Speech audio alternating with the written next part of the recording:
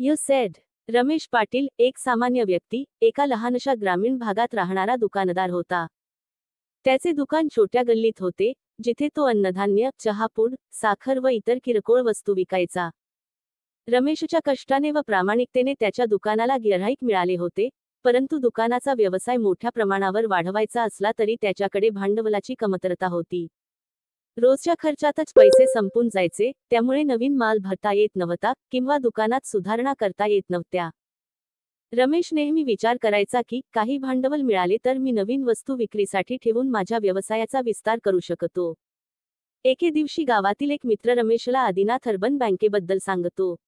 ही bank छोटे उद्योजक व दुकानदारांना कर्ज देते आणि त्यांचे व्यवसाय उभे राहण्यास मदत करते, असे मित्राने सांगितले. रमेशने धाडस करून आदिनाथ अर्बन बँकेची शाखा गाठली.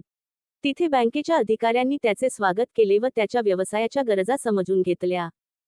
बँकेने रमेशला एक छोटेखानी व्यवसाय कर्ज मंजूर केले. त्या कर्जाचा उपयोग करून रमेशने त्याच्या दुकानात नवीन माल भरला, बिस्किटे, लोणची, सौंदर्य प्रसाधने व इतर आवश्यक वस्तू.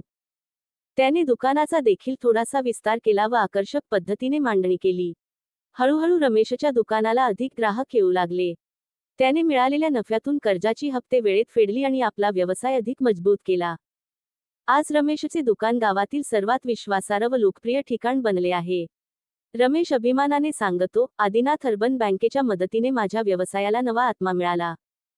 आज मी फक्त व्यवसायात यशस्वीच नाही, तर इतर छोट्या दुकानदारांना बँकेच्या मदतीबद्दल